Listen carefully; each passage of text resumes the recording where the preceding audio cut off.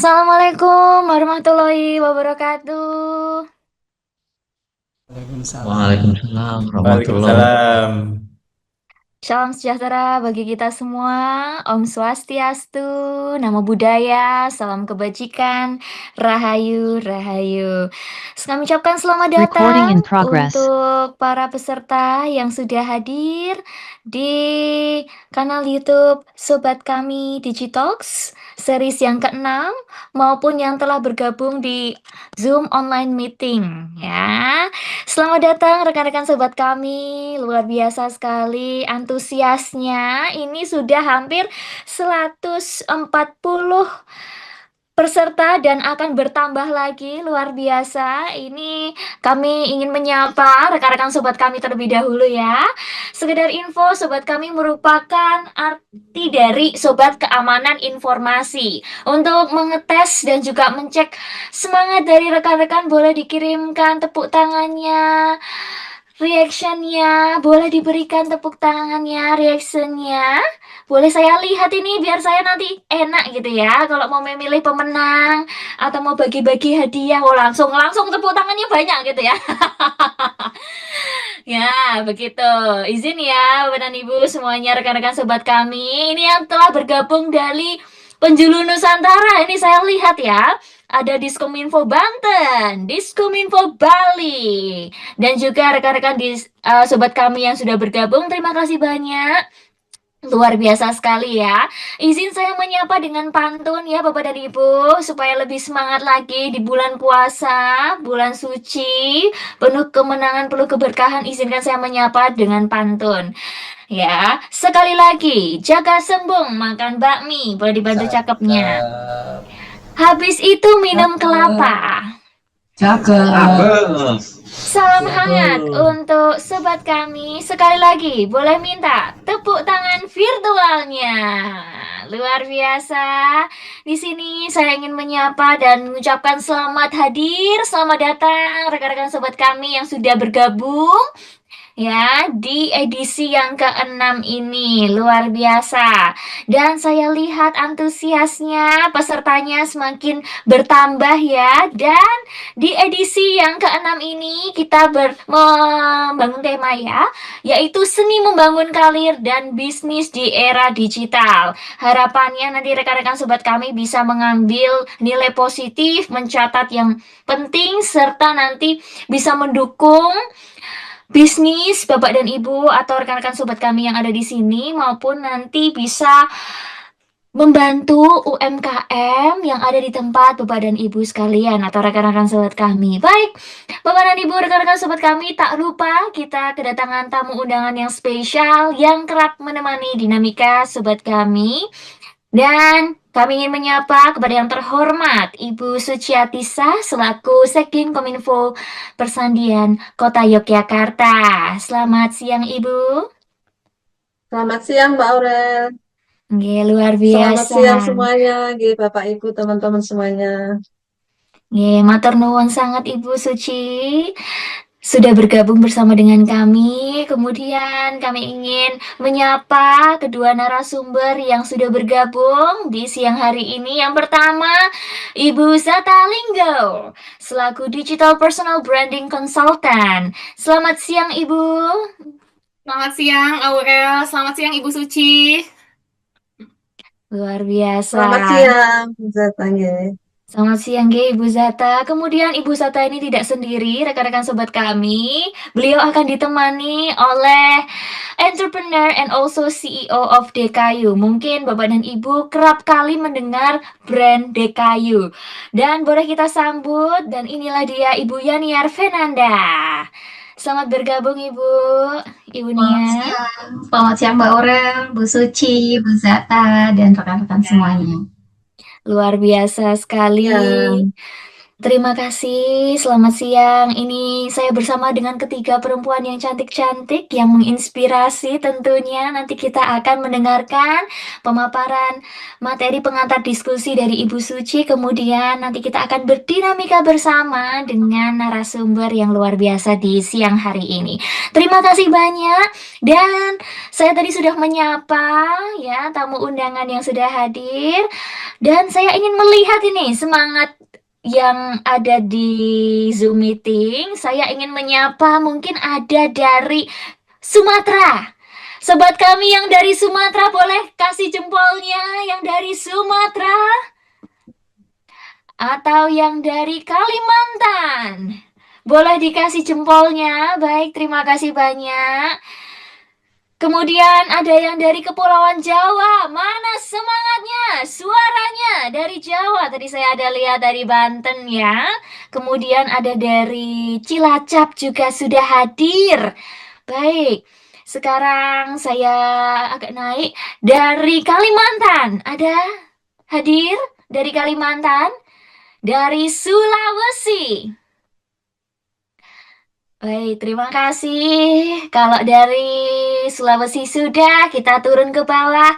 Dari Bali, Nusa Tenggara Timur, Nusa Tenggara Barat, dan juga Papua. Semuanya hadir, luar biasa. Terima kasih rekan-rekan sobat kami yang selalu setia ikut dalam seri-seri sobat kami di siang hari ini. Sebelum itu, izinkan saya memperkenalkan diri dengan pantun ya Bapak Ibu. Pergi liburan ke Jogja, beli bakpia. Mampir ke Mbah Kito, beli bakmi. Perkenalkan, saya Aurelia Octavia yang akan memandu gelar bicara sobat kami. Terima kasih yang sudah bergabung hadir.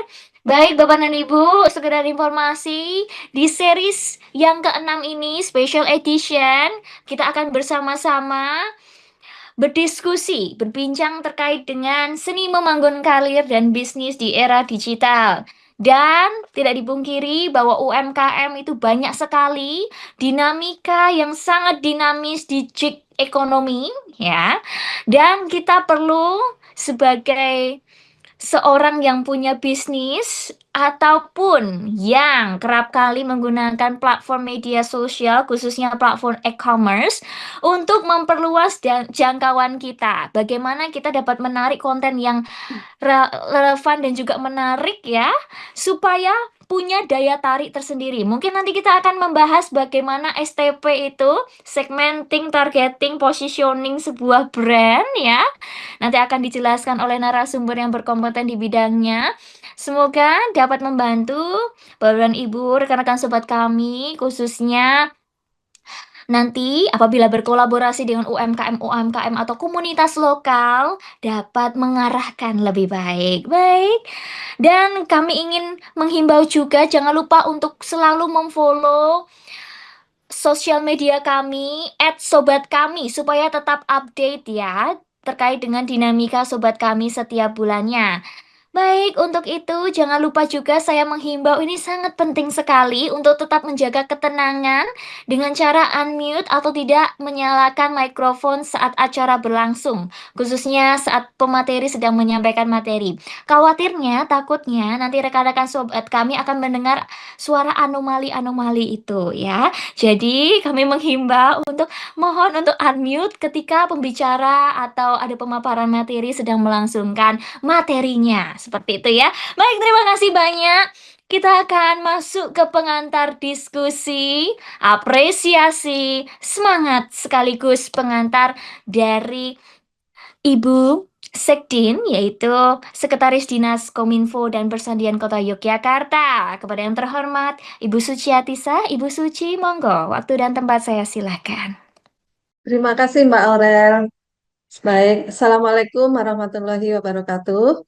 Selamat siang, salam sejahtera untuk kita semua. Yang saya hormati Ibu Zata, Mbak Yaniar, saya panggil Mbak aja ya, karena ini masih muda, masih di bawah saya.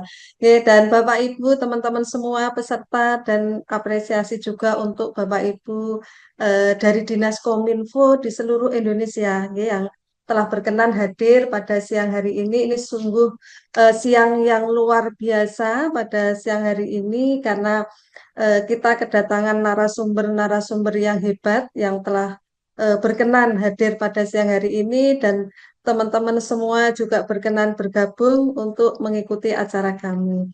Baik, acara kami ini secara rutin memang dilaksanakan dan hari ini adalah spesial karena di penghujung bulan Maret sebelum kita libur Lebaran begitu, kita sudah punya upgrade ilmu begitu, sehingga harapannya dari apa yang disampaikan oleh para narasumber ini bisa menjadi bekal bagi kita semua, terutama kami yang PNS ini, nggih, teman-teman atau Bapak Ibu, ini kan terkait dengan masalah bisnis, membangun bisnis dan lain-lain, ini kan perlu tambahan ilmu. Nah, sungguh sangat tepat sekali jika kita menghadirkan narasumber-narasumber yang hebat. Nah, sekali lagi kami dari Dinas Komunikasi, Informatika dan Persandian Kota Yogyakarta mengucapkan selamat datang, selamat mengikuti acara ini sampai selesai. Mudah-mudahan mendapatkan ilmu yang bermanfaat dan bisa dipergunakan untuk bagi kami yang orang-orang Kominfo ini bisa membina di wilayahnya masing-masing. Saya kira itu Mbak Aurel, terima kasih sekali dan nanti saya mengikuti karena saya ini ya bukan pembisnis sebetulnya. Jadi ini adalah ilmu yang bermanfaat bagi saya juga pribadi. Demikian terima kasih. Selamat mengikuti acara siang hari ini dan saya akhiri. Assalamualaikum warahmatullahi wabarakatuh. Waalaikumsalam warahmatullahi wabarakatuh. Matur nuwun sangat Ibu Suci yang sudah memberikan pengantar diskusi dan juga semangat serta apresiasi pada rekan-rekan sobat kami. Benar sekali, kita serap ilmunya dan juga semoga bermanfaat ya bagi rekan-rekan sobat kami nantinya. Mungkin setelah mengikuti dinamika sobat kami Digitox, oh ya kepikiran punya buka bisnis ya seperti Ibu Nia. Oh, boleh.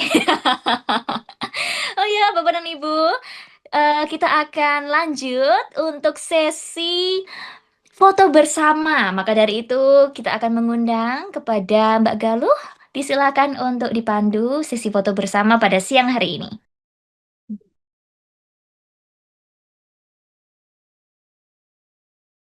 Kita mulai dari slide yang pertama. Oke. 1, 2, 3. 1, 2, 3. Ya. Terima kasih semuanya. Kembali ke Mbak Aurel.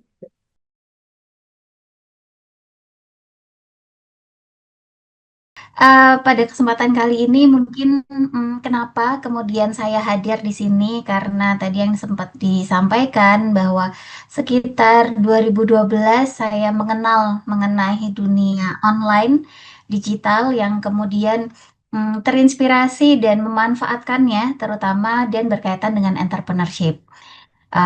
Topik kali ini seni membangun karir dan bisnis di era digital dan spesifiknya mungkin karena berdasarkan dengan pengalaman dan kiprah saya di kewirausahaan atau entrepreneurship lebih banyak akan spesifik membahas tentang bagaimana bisnis ini akan bisa bertahan dan tidak hanya bertahan ya tetapi juga sukses berkembang dan tumbuh harapannya.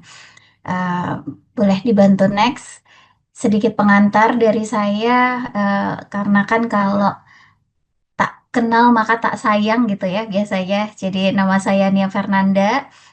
Sekarang kami atau saya ini berkecimpung mungkin 12 tahun terakhir mulai dari bisnis kuliner pernah, bisnis fashion pernah, tapi akhirnya melihat potensi tempat tinggal terutama di Yogyakarta. Saya asli Yogyakarta, lahir dan besar di Jogja. Memang sempat sekolah keluar sebentar untuk pendidikan entrepreneurship, kemudian kembali ke Jogja dan melihat bahwa peluang atau bahwa kekayaan tentang kerajinan di Jogja itu luar biasa dan mengemasnya dan mengenalkannya secara digital. Nah, ini agak kita nanti ceritanya lebih banyak topik tentang brand The Kayu dan harapannya bisa sedikit menginspirasi, bisa ada hal-hal yang bisa diambil juga untuk teman-teman semuanya.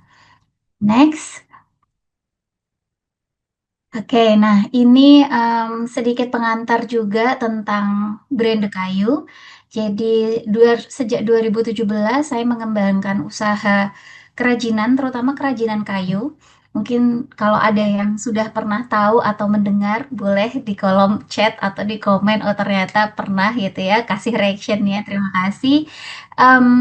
The Kayu ini lahir sebetulnya dari ide yang sederhana, teman-teman semuanya, karena kalau di Jogja mungkin pernah jalan-jalan ke Malioboro. Di Malioboro itu banyak sekali kerajinan kayu yang dari dulu, bahkan mungkin sebelum kami brand ini hadir itu sebetulnya udah ada. Karena para pengrajin ini memproduksi produk handmade gitu ya, yang dia memang diproduksi itu tidak hanya fungsional tapi bahkan dekoratif gitu ya. Jadi kalau mungkin jalan-jalan ke Malioboro, ke Pasar Beringharjo banyak dijual talenan, alat makan. Nah, ini tahun 2026 saya pertama kali jalan-jalan ke Wonosari, kemudian bertemu langsung dengan para pengrajin dan kemudian melihat bahwa produk ini itu sebetulnya sudah ada, sudah eksis, bahkan beberapa pengrajin itu sudah mengekspor ke Jepang, tetapi tidak ada yang mengenalkan ke lokal.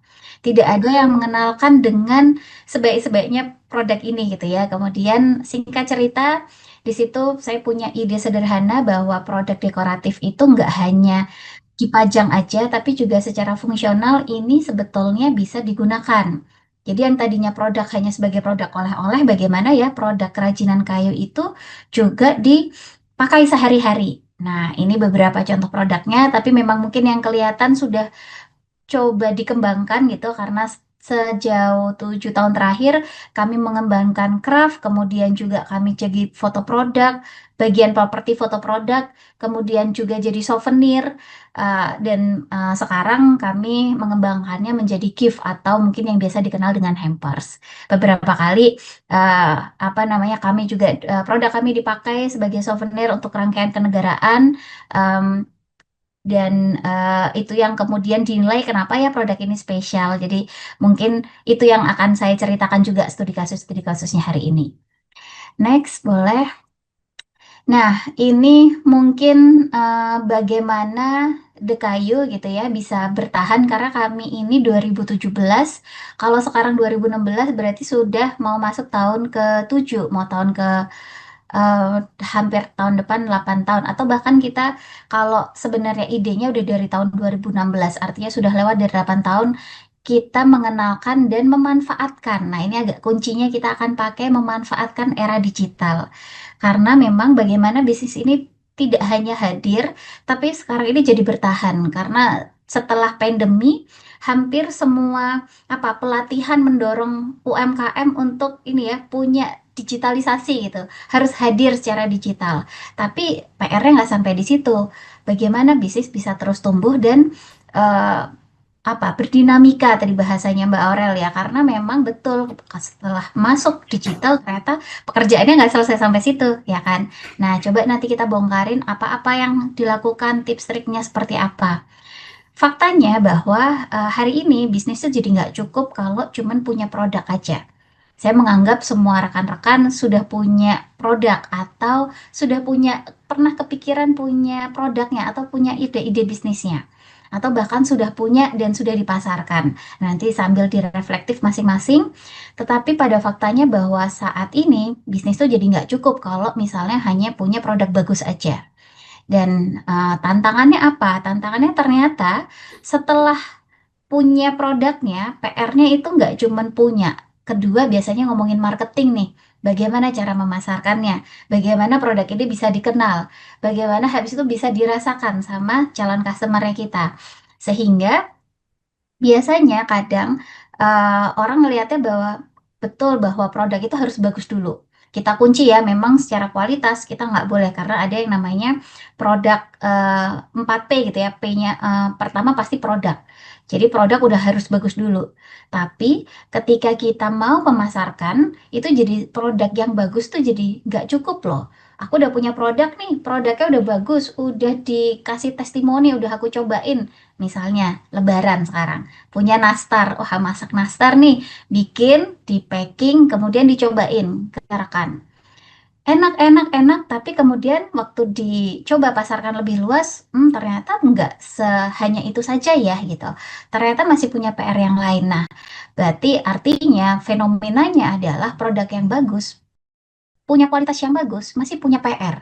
untuk bisa dikenalkan, untuk bisa dipasarkan secara luas. Nah, kuncinya itu biasanya mostly adalah invisible, nggak kelihatan, tidak tahu di mana aksesnya. Bagaimana bisa menemukan, misalnya tadi Bu Suci sempat menyematkan, wah kayaknya biar punya ide bisnis gitu ya Bu Suci. Anggaplah Bu Suci adalah mau punya atau punya keahlian bisa membuat nastar yang enak banget. Tetapi kita nggak tahu, saya nggak tahu di mana bisa menemukan produknya Bu Suci. Bagaimana saya menemukan produknya, atau bahkan mungkin nanti kalau misalnya mungkin setelah diskusi ini ya akan secara personal bahwa bagaimana menemukan talent kita pun jadi seseorang juga bisa ditemukan secara digital. Nah, nanti ini ranahnya di section yang kedua nih, ranahnya Bu Zata yang akan menyampaikan apa tips triknya. Nah, ini fenomena secara UMKM atau bisnis biasanya itu adalah punya produk bagus, sayangnya tidak mudah ditemukan, gitu ya. Boleh selanjutnya, next. Nah, sekarang kita coba mapping sedikit flashback tentang bagaimana bisnis ini ada di era digital. Karena di digital ini sedikit berbeda konvensional. Saya mulai bisnis pertama kali mencoba secara online itu 2013, pakainya Friendster. Dulu apa namanya Facebook, pakainya Facebook, dan itu em, pada era dahulu bisnis ini ditemukannya pasti dengan datang langsung, punya tokonya atau ke pasar gitu ya, toko fisik itu sangat diperlukan. Makanya ada dulu kalau mau punya usaha itu harus modalnya gede dulu gitu, karena dulu di zaman sebelum digital ini apa ya masif gitu, memang harus mudah dengan adanya toko fisiknya atau paling tidak hadir di pameran, misalnya ke mall atau tadi bazar, jadi ketemunya langsung gitu. Tapi sekarang dengan adanya era digital yang kita semuanya sudah merasakan bahwa ada sosial media, ada platform marketplace, ya kan? Kemudian ada Google, anything semuanya bisa ditemukan gitu ya. Bahkan sekarang behaviornya pun berbeda. Orang yang dulu harus nyicip dulu secara langsung, jual nastar tadi harus dicicip dulu enak atau enggak. Sekarang bagaimana era digital itu mengubah behavior banyak eh, manusia atau orang itu menemukan barang sebelum aku belanja, aku akan cek dulu di TikTok. Ini pada komennya apa? Atau aku akan cek dulu di Instagram gitu ya. Jadi ini memang sangat mengubah behavior tentang eh, dinamika dari si bisnis itu sendiri. Yang kedua tentang bagaimana membangun kepercayaan. Kalau dulu itu tadi diceritain dulu, jadi menempelnya pada si penjualnya. Wah, kalau apa namanya penjualnya sangat apa menginfluence, apa ngiming-ngimingi istilahnya seperti itu ya, akan bisa merekomendasikan karena ini biasanya jangkauannya offline atau dari toko fisik itu sendiri. Oh, harus punya tokonya, di dekor yang seperti apa, dan ini sangat khas dengan modal yang besar gitu. Sekarang eh, fenomenanya berbeda. Orang mulai ada yang namanya influencer, ada yang namanya content creator, sehingga influence atau membangun kepercayaan itu nggak harus dari si ownernya sendiri. Mungkin ownernya saya belum pede mbak ini yang buat keluar gitu ya, tetapi sebenarnya banyak para KOL, para influencer yang menceritakan kembali gitu. Nah, ini fenomena-fenomena ini harus kita lihat sebagai hal yang menjadi peluang gitu. Terakhir juga kompetitif atau persaingan. Nanti saya boleh cerita bagaimana Dekayu muncul, kita viral gitu ya istilahnya, atau kita sempat mendapat fenomena yang luar biasa direspon oleh market, tetapi habis itu juga melahirkan kompetisi yang luar biasa. Semua membuat produk yang serupa, bikin produk yang sama dengan Dekayu gitu ya. Dan memang ini jadi plus minus, tetapi sebetulnya nanti akan ketemu jawabannya. Terus gimana dong kalau produk saya diduplikasi atau dicontek gitu ya, atau produk saya gimana biar bisa tetap menang dalam sebuah persaingan. Nah, nanti kita coba ulik selanjutnya. Boleh next lagi. Nah, ini sedikit tadi uraian tentang Dekayu itu sendiri. Jadi mungkin rekan-rekan, Bapak Ibu dan teman-teman semuanya, Dekayu hadir bukan yang langsung mungkin kalau eh, sambil ngedengerin ini buka Instagram. Instagram kita namanya dekorasi titik kayu. Oh, followersnya udah banyak. Oh, visualnya udah keren. Istilahnya biasanya pada ngeliatnya seperti itu. Tapi sebetulnya kami mulai dari rumahan. Kami mulai dengan apa namanya keterbatasan. Artinya, saya dulu ingat produk pertama saya yang kita keluarkan bentuknya coaster, wood slice atau potongan kayu karena kita mau mengangkat dari original si kayu itu sendiri. Jadi kalau kayu mungkin kalau di Jogja ada juga yang di batik, ada juga yang di apa namanya di motif seperti itu ya. Tetapi kami melihat bahwa kayu sendiri itu sudah punya uniqueness.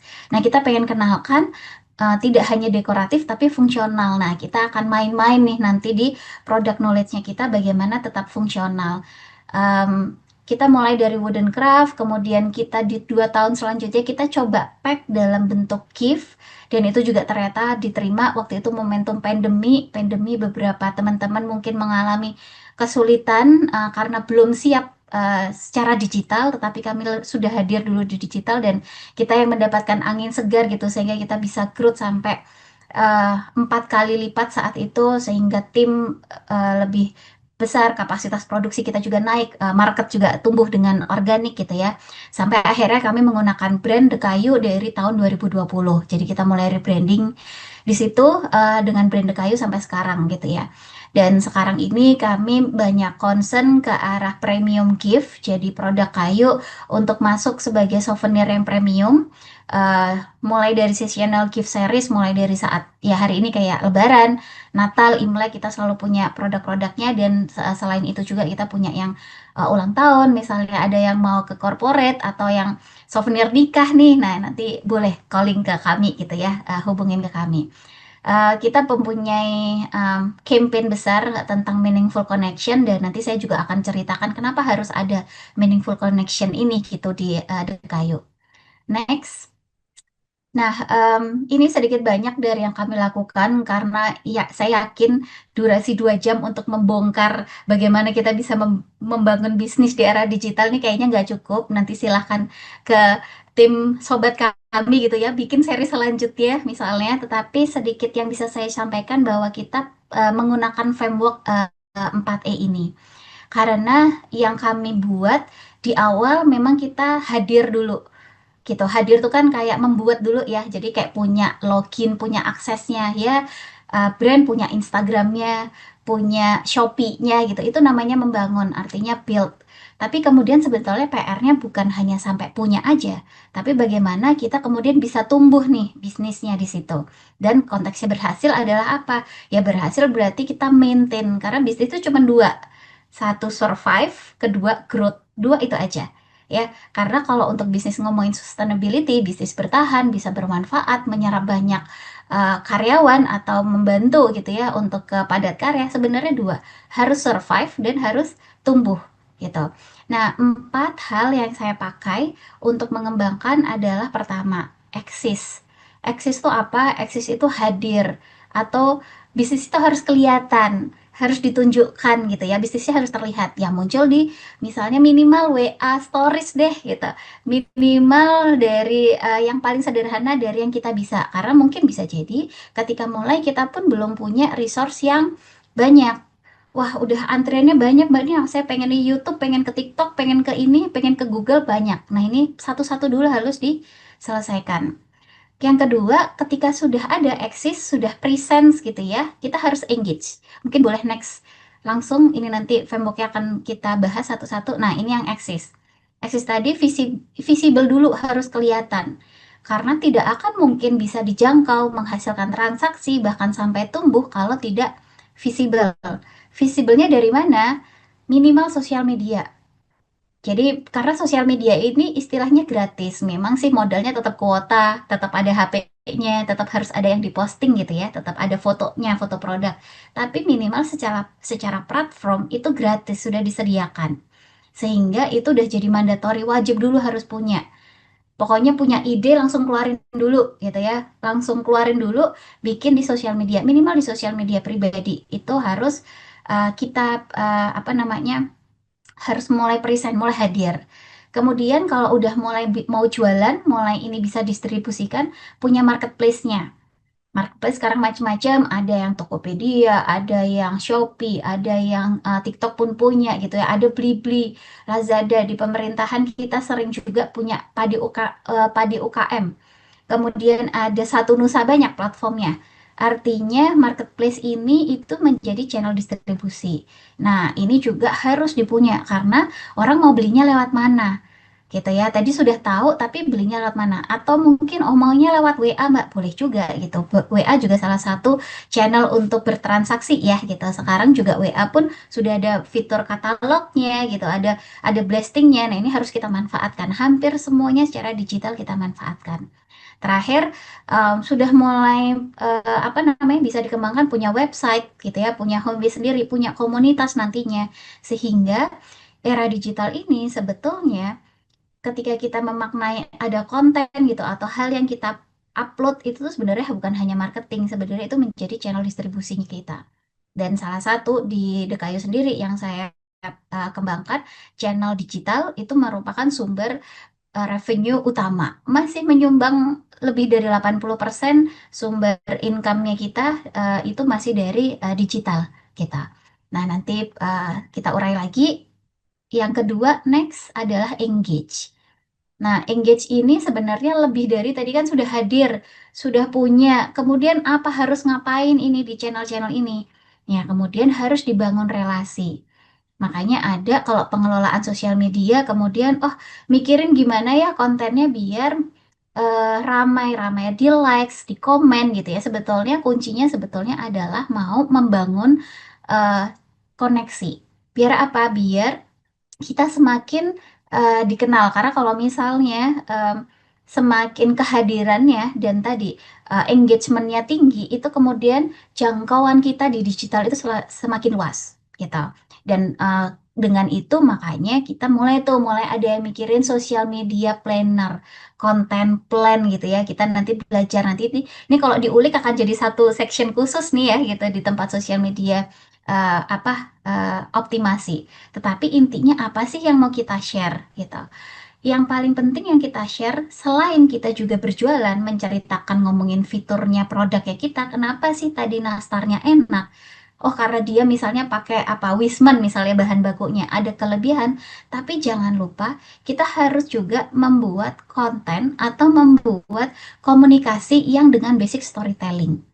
Nah, storytelling ini yang sebenarnya um, tricky, tapi sebetulnya juga harusnya kalau kita memang tadi eh, membuat mengemas produk kita ini diceritakan gitu ya, punya storytelling yang kuat. Storytelling itu bisa ditariknya dari misal diferensiasi yang kuat. Tadi contoh, oh si Nastar ini kenapa berbeda dengan yang lain?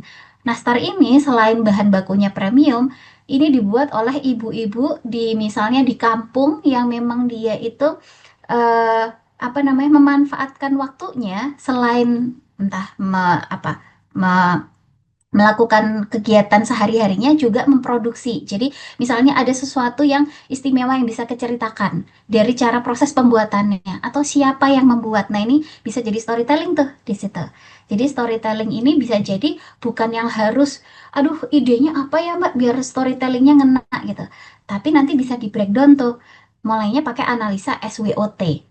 S-nya strength, W-nya weakness, O-nya opportunity, weakness, opportunity, and weakness, opportunity, satunya ancaman. Apa tuh ancaman yang satu lagi? Jadi di SWOT, oh Yes. trends. Iya betul, trends. Terima kasih, Mbak Aurel. Jadi SWOT, kita analisa apa sih yang jadi keunggulannya kita. Kita akan melihat kompetitor nastar-nastar yang lain gitu ya. Kemudian kita akan melihat kita ngejualnya dengan sisi yang mana.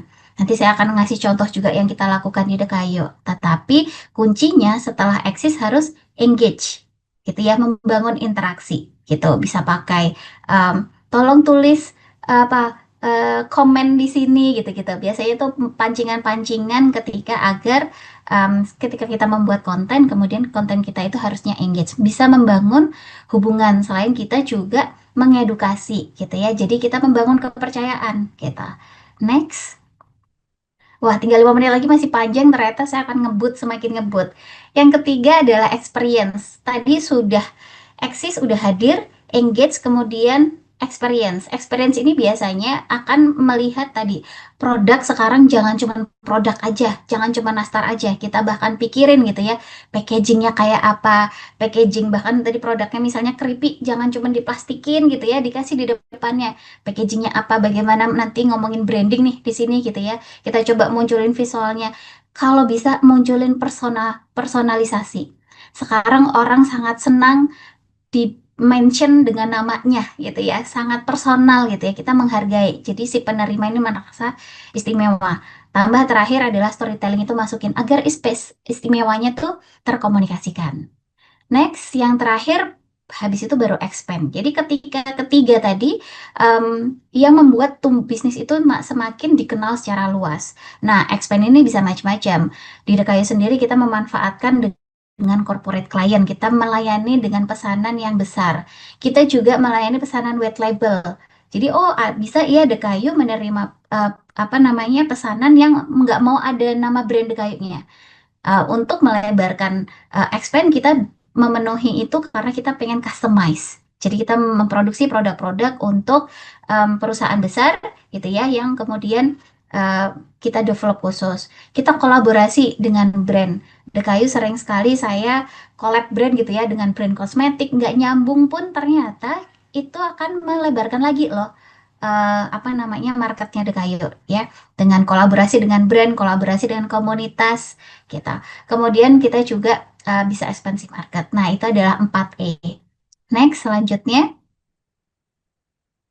Nah, ini tip and triknya. Tadi sempat saya menceritakan bagaimana produk kayu yang mungkin kalau dilihat dia talenan gitu ya, piring kayu gitu ya, bulat gitu aja. Tetapi kemudian kenapa jadi istimewa? Kenapa jadi souvenir di acara ASEAN? Kuncinya di sini adalah positioning yang tepat. Jadi kalau tadi sempat juga dibahas tentang STP gitu ya, segmentasi, targeting, positioning. Nah, habis ini sambil reflektif melihat kembali siapa sih segmentasi brandnya kita, kemudian siapa targetnya, dan kita akan menempatkan positioningnya itu yang seperti apa. Di kami, produk kami yang kerajinan kayu gitu ya, craft, dan tidak berhenti di situ, kita mulai mengenalkan tentang campaign atau added value itu sendiri. Nah, kita punya nih yang namanya meaningful gifting. Jadi kami hadir, Dekayu hadir, itu melalui produk kayu yang dikemas dengan gift untuk apa? Untuk mendekatkan kembali, untuk kemudian tadi mengapresiasi lewat gifting sehingga connection atau emotion itu ada. Next. Nah, yang belum coba diingat-ingat ini mungkin sedikit gambaran bahwa meaningful connection itu maksudnya apa, sehingga produk kami yang tadinya kerajinan kayu yang dari kitchenware saja sebetulnya sekarang bahkan malah dipakai buat ke souvenir, ke hampers gitu ya, untuk merepresent perasaan gitu, rasa sayang, rasa hormat, yang graduation jadi kasih ke dosennya gitu ya untuk ucapan terima kasih. Nah, itu bentuk apresiasi. Nah, perasaan ini yang sebetulnya kami ceritakan dalam storytelling. Perasaan ini yang kemudian diramu dengan sedemikian rupa agar orang atau customer itu kembali lagi belinya ke kami. Padahal mungkin kalau dilihat ya, mungkin piring kayu juga sekarang di Shopee diketik banyak, harganya lebih murah banyak gitu. Tapi kemudian suatu ketika ada salah satu customer membeli kotak tisu gitu ya dari kami, komplain. Komplainnya adalah ini kenapa di dalam kotak tisunya nggak ada grafirnya Dekayu. Nah, di titik itu buat saya pribadi, ini yang kemudian emosi itu yang sudah tumbuh. Sampai komplain karena nggak ada nama Dekayunya. Karena dia merasa kalau kotak tisu nggak ada nama Dekayunya sama aja dia beli di tempat yang lain atau beli di tempat yang bukan Dekayu punya gitu. Nah, di situ mulailah timbul yang namanya storytelling itu kena ke market dan itu yang membuat mereka kembali datang untuk membeli produknya kita. Gitu ya, gambaran realnya seperti itu. Next. Nah, oke. Nah, jadi itu tadi secara singkat bagaimana kita memanfaatkan era digital untuk membangun, untuk survive, dan untuk tumbuh. Karena sebenarnya kita ini harus mengunci gitu ya untuk orang datang beli lagi dan lagi. Ya kan, kita untuk mendapatkan kepercayaan. Dan tadi yang paling mahal sekarang adalah word of mouth gitu.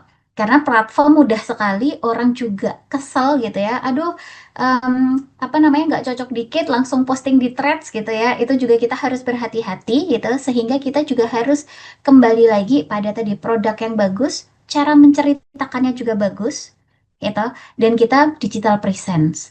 Jadi jangan punya cita-cita, buat saya kalau bisa jangan punya cita-cita untuk viral aja. Karena viral mah gampang gitu ya.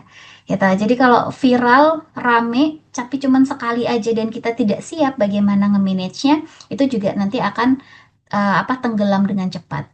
Yang kunci bagaimana kita bisa memanfaatkan seni membangun di era digital, saya rasa pertama adalah konsistensi. Ya, produk yang bagus itu nggak pernah cukup dan harus ada ceritanya. Yang kemudian yang kedua, digital ini bukan sekedar marketing, ini adalah distribusi, bisa menceritakan apapun, menyebarkan apapun, dan banyak brand yang viral sehingga kita harus bertahan pada konsistensinya. Konsisten untuk menceritakan tadi experience-nya 4E yang di awal. Kayaknya ini udah terakhir. Next, penutup. Oke, nah penutup dari saya di era digital, bisnis itu bukan tentang menjual produk saja, tetapi sebenarnya kita juga membangun nilai, membangun cerita, dan membangun kepercayaan.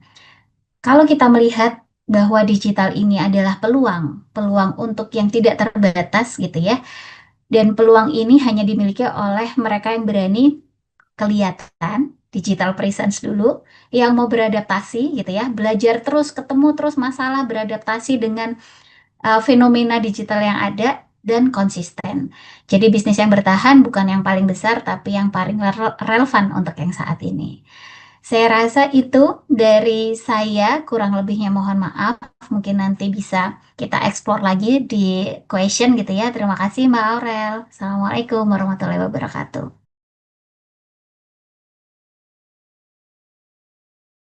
Di sesi saya pengen lebih banyak ngomongin branding dari sisi personal karena tadi sudah dikupas cukup banyak ya dan itu sudah lengkap banget menurut saya untuk sesi saat ini oleh Mbak Nia. Nah, sekarang saya pengen ngomongin yang lebih ke personal branding. Jadi digital branding tapi digital personal branding untuk pemilik usaha. Tapi kabar baiknya adalah digital personal branding ini nggak cuma buat kita para pemilik UMKM, tapi apapun profesi kita. Kita owner dari suatu usaha, UMKM, kita ASN atau saya yang freelancer, Aurel yang MC atau teman-teman yang lain yang punya profesi lainnya, ini bisa banget kepake banget untuk sehari-hari ya. Terutama kita juga bahas yang berkaitan dengan karir dan juga bisnis.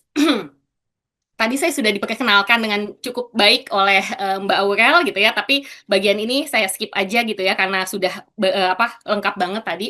Saya langsung mau masuk ke sini nih. Ngomongin soal digital branding itu tidak terlepas dari dua hal. Business branding dan personal branding. Business branding tadi sudah disampaikan oleh Mbak Nia, saya mau fokus ke personal branding. Apa sih personal branding ini? Apa sih pentingnya personal branding ini buat kita sebagai pemilik usaha? Apapun usahanya, mau kecil banget, baru ada ide, atau kita punya karir lain, profesi lain, ini penting banget. Saya yakin teman-teman semua juga kurang lebih sudah tahu apa itu personal branding, bahkan sudah membangun personal brandingnya ada yang sudah terbentuk dengan baik gitu. Tapi hari ini kita samain kurang lebih ya persepsi kita dulu gitu ya tentang apa sih personal branding itu. Jadi personal branding itu adalah usaha yang kita lakukan secara sadar dan disengaja. Saya mau meng-highlight usaha yang dilakukan secara sadar. Jadi saat udah ngomongin personal branding gitu ya, sebagai pemilik usaha atau profesi lainnya, ini emang harus kita usahain. Jadi kalau misalnya nih, kadang-kadang saya ngisi buat kampus, banyak anak-anak muda, mahasiswa-mahasiswi yang, Mbak, Kak, atau Bu, kalau saya sih biarkan mengalir apa adanya gitu, let it flow gitu ya. Tapi maaf aja gitu ya. Saat kita ngomongin branding, bisnis branding dan personal branding udah nggak bisa kayak gitu. Maaf aja gitu ya. Udah nggak bisa let it flow. Biarkan dibawa kemana gitu ya.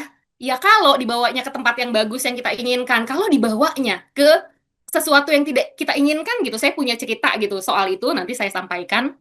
Jadi personal branding usaha yang kita lakukan secara sadar, secara disengaja yang emang kita konsepin untuk menciptakan dan mempengaruhi pandangan publik nih, persepsi publik tentang diri kita, bahkan juga bisnis kita gitu ya. Jadi dengan memposisikan diri kita sebagai orang yang kredibel di bidangnya sesuai dengan nilai diri kita, value kita. Nah, ini kan kelihatan banget tadi kayak Mbak Nia, kita udah tahu gitu, kita sudah bisa melihat bahwa Mbak Nia seorang pemilik usaha yang emang kredibel banget, apalagi tadi kita mendengar secara langsung gitu ya, bagaimana Mbak Nia berproses gitu, kita lihat, oh pantesan personal brandingnya dan bisnis brandingnya terbangun dengan baik. Karena memang itu dilakukan secara terkonsep. Dilakukan itu journey-nya panjang. Saya ngebayangin Mbak Nia nih, nggak ya bener tadi, nggak tiba-tiba, wah jadi kan orang kalau ngelihatnya gitu. Apalagi anak muda, saya ngomongin anak muda bukannya ini ya, karena saya juga punya 3 anak muda di rumah gitu ya. Yang juga kadang-kadang gitu, kayak mereka lupa bahwa ada proses gitu ya. Nah, di personal branding ini ada proses yang sangat penting, tapi kabar baiknya adalah nggak selama, mungkin kalau dulu gitu ya, zaman 10 atau 20 tahun lalu gitu, personal branding itu untuk artis, aktor, public figure, politikus gitu, mereka harus masih pakai agensi, bayar mungkin puluhan sampai ratusan juta gitu, dan perlu waktu yang lama, relatif lama. Tapi dengan adanya sosial media saat ini gitu ya, kita diuntungkan, kita bisa bangun personal branding, bisnis branding dengan biaya yang ya di awal-awal tidak terlalu besar. Mbak Nia tadi sudah bilang, sebenarnya gratis gitu ya, kalau kuota sosmed ya sehari-hari kita nggak bangun branding juga scrolling tiap hari sampai tengah malam nonton kucing yang lucu-lucu, ngeliatin TikToknya siapa gitu kan, ya sayang banget kan, mendingan kita pakai buat bangun bisnis branding dan personal branding. Nah, saya meng-highlight kata nilai diri, sesuai dengan nilai diri. Jadi, personal branding adalah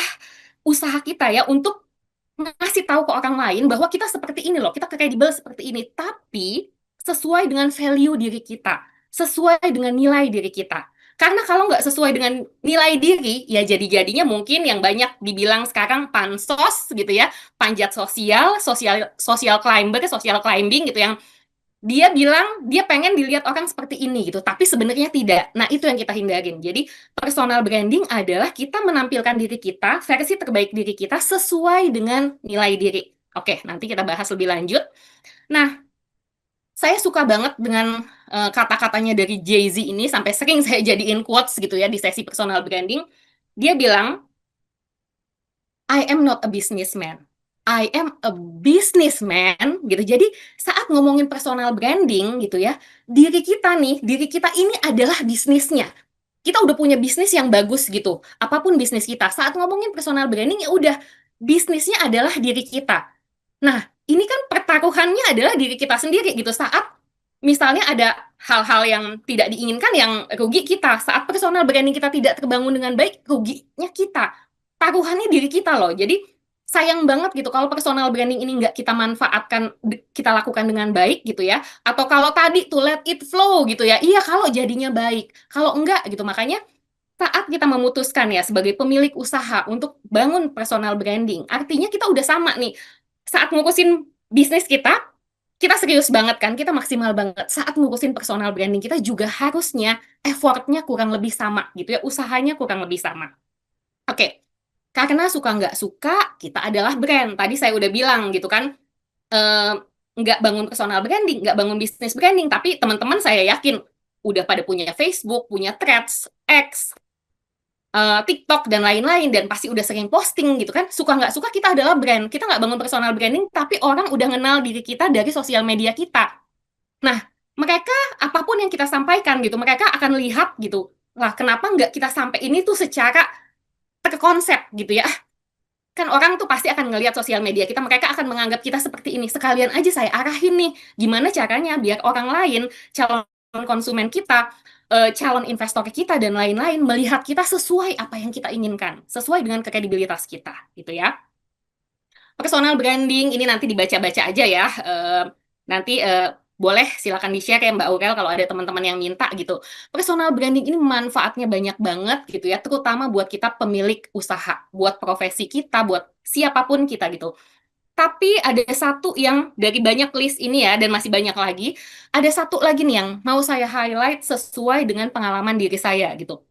Jadi personal branding itu buat saya adalah life-changing experience gitu. Dan ini juga adalah sesuatu yang membuka banyak pintu. Ini bahkan kalau bisa saya bilang, saat memutuskan bangun personal branding dengan baik, sesuai dengan value diri kita, dan itu terbangun dengan baik, itu bahkan banyak gitu yang memberikan testimoni yang sama. Ini bisa meningkatkan kualitas hidup kita, orang-orang terdekat kita, bisnis kita gitu. Jadi ininya kemana-mana. Kenapa sih gitu?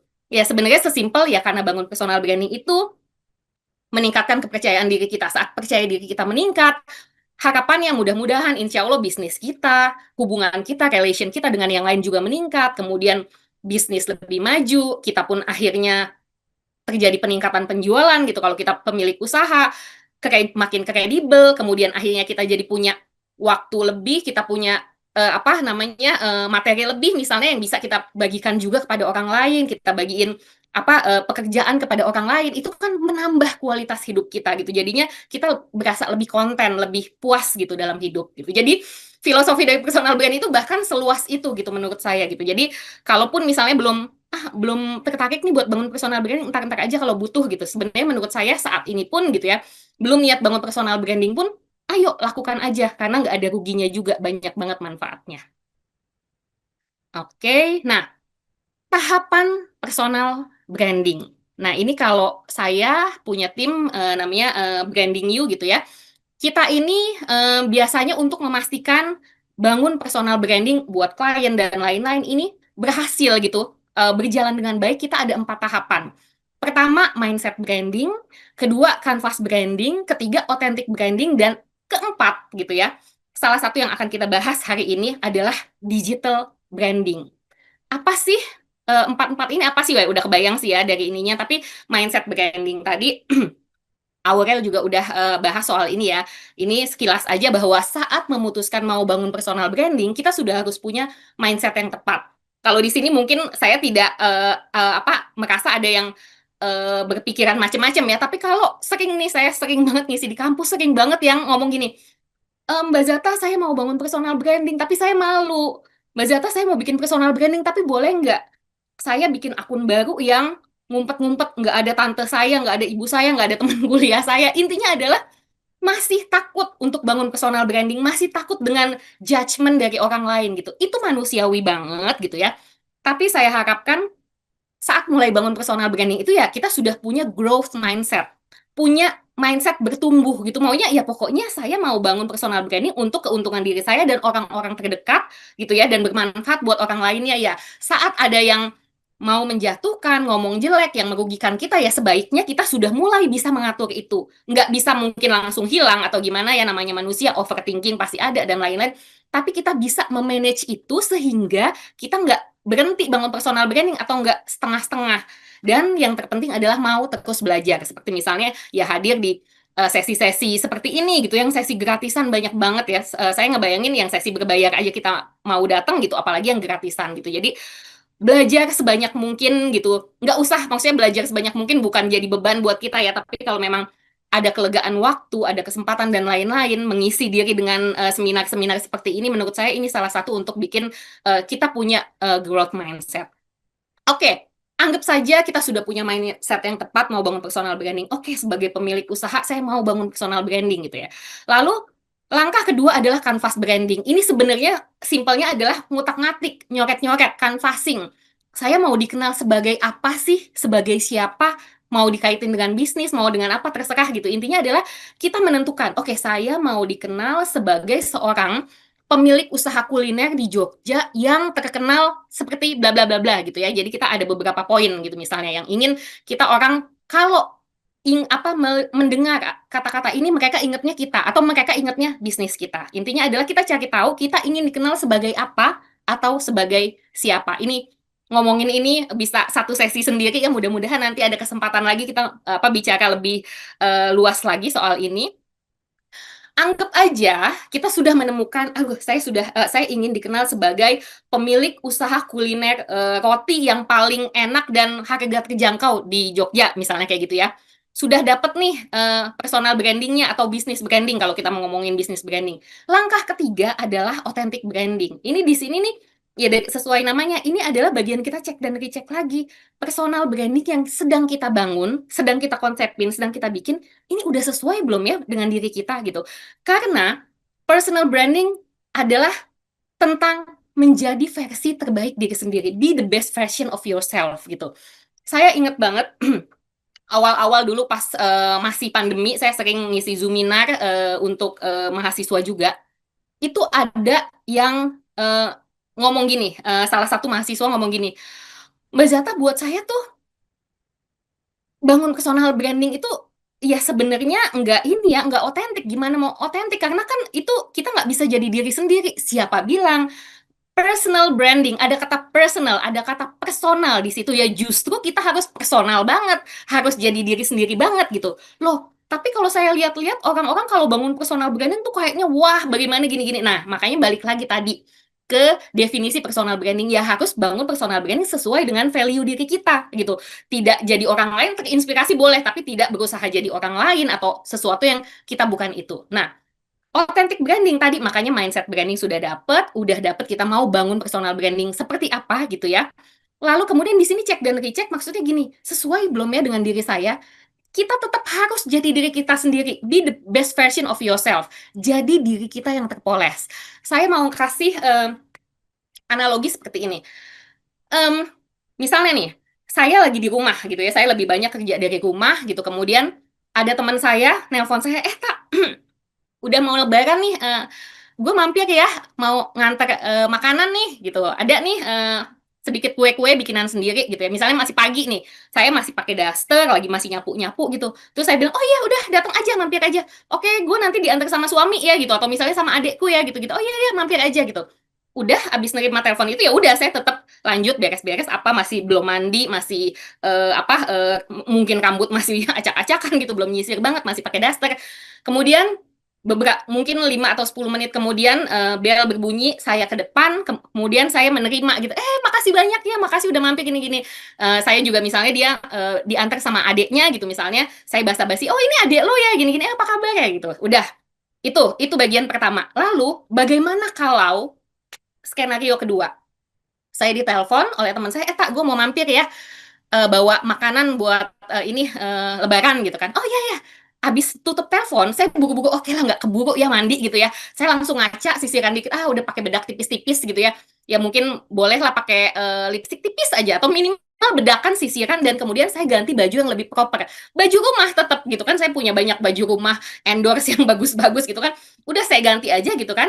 Oke, saat dia datang gitu ya dengan adiknya, saya terima, basa-basi, ngobrol dan lain-lain. Itu dua hal tersebut tetap diri saya gitu ya. Mungkin kalau yang pertama misalnya nih apa yang pertama masih pakai daster dan berantakan tadi, mungkin adiknya akan ngomong gini ke teman saya. Oh itu teman kakak gitu ya? Kok itu banget ya misalnya gitu ya? Itu katanya konten kreator, katanya pembicara, kok gitu banget sih gitu misalnya. Padahal ya itu aslinya saya begitu. Atau yang kedua gitu ya, misalnya ya dia tidak akan berpikir seperti itu karena meskipun saya di rumah, saya tetap pakai baju rumah gitu, tapi kelihatannya tetap proper. Nah, dua-duanya adalah versi diri saya, tapi yang kedua gitu, itu adalah versi diri saya yang terpoles. Tetap saya kan, saya nggak jadi orang lain gitu kan. Nah, maksudnya personal branding juga seperti itu. Teman-teman tetap jadi diri sendiri gitu, tapi bukan ya udah gua kan emang begini, ya udah terima aja gitu kan. Enggak gitu. Tetap jadi diri sendiri tapi versi terpolesnya. Versi terbaik dirinya teman-teman gitu ya. Jadi di posisi ini ya, cek dan recheck, oh ini udah sesuai dengan diri saya belum ya? Ini kayaknya nggak saya banget. Oh ya gimana gitu ya. Jadi cek dan recheck lagi. Lalu last but not least gitu ya, digital branding. Jadi langkah 1, 2, 3 mindset branding, canvas branding udah, authentic branding udah dicek dan recheck udah, itu dilakukan secara offline. Setelah 3 hal tadi dilakukan secara offline, udah dapet gitu ya, kita sudah siap untuk memindahkan semuanya, 1, 2, 3 tersebut ke digital, ke dunia digital, ke digital branding gitu. Jadi mau ke media sosial, ke beberapa platform sekaligus gitu ya. Intinya adalah nggak tiba-tiba, nggak ujuk-ujuk, oh mau bangun personal branding, wah tiba-tiba langsung posting-posting di Instagram, posting-posting di TikTok, bikin konten ini itu gitu di YouTube dan lain-lain gitu. Ada yang berhasil gitu. Mungkin kita lihat misalnya contoh gini, ada usaha atau misalnya selebgram atau siapa gitu yang wah happening banget, wah dikenal banget nih, pokoknya dia muncul terus gitu, tapi 6 bulan kemudian apa kabarnya si A, apa kabarnya si B, apa kabar itu bisnis kue yang viral kemarin gitu, kok nggak kedengeran lagi gitu ya. Ada kemungkinan, tidak selalu gitu, tapi ada kemungkinan belum tuntas langkah 1, 2, 3 udah langsung ke media sosial, udah langsung digital branding. Karena kalau nggak dikonsepin lewat 1, 2, 3 tadi, itu masih akan ada kemungkinan dapat ide apa, ini aja, dapat ide, ini, ada masukan dari ini. Kita masih belum konsisten tadi, saya bilang, belum ada usaha yang disengaja. Jadi sedapatnya aja, dapat masukan nih dari teman, lu bagusnya gini nih, ini lagi viral loh, apa, posting kue begini misalnya kita ikutin. Padahal kalau dipikir-pikir itu nggak sesuai dengan nilai brand kita atau nilai diri kita gitu ya. Jadi akhirnya kebentuk sebentar, habis itu hilang atau sama sekali nggak kebentuk gitu. Jadi makanya 4 langkah ini menurut saya sangat penting, 1, 2, 3 gitu ya. Setelah langkah 1, 2, 3 kita bangun secara offline, sudah lumayan yang nggak mesti harus udah jadi banget, tapi udah dapet lah gambarannya, barulah kita pindahin ke dunia digital gitu ya. Jadi nggak tiba-tiba gitu ya di dunia digital. Nah, ini juga ngomongin sosial media branding, ini juga perlu waktu lebih. Kapan-kapan mungkin ya kita Mbak Nia ya bisa sama-sama bahas soal ini gitu, karena menarik banget tadi yang Mbak Nia sampaikan gitu ya.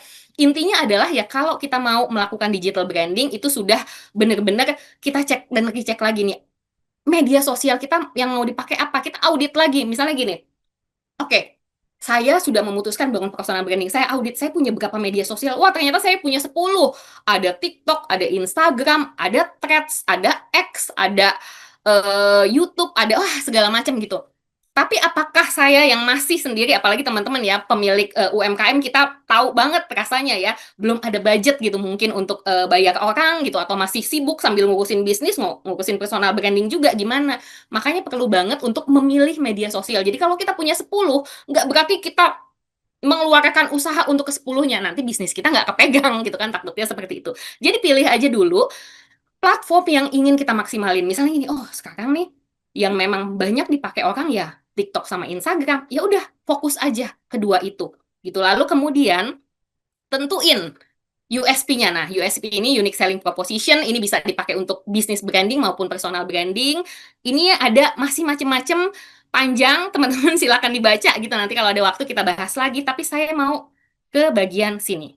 Mungkin saya mau izin ada sedikit tebak-tebakan ya, Aurel gitu. Jadi ngomongin soal USP, Unique Selling Proposition, apa sih yang bikin kita berbeda dari yang lain? Apa kalau ngomongin bisnis branding, apa sih yang ngebedain produk kita dengan kompetitor? Produk yang bagus seperti punya kita banyaknya nggak kehitung gitu kan? Orang yang punya kapabilitas seperti kita, aduh, itu banyak kayak banget gitu ya.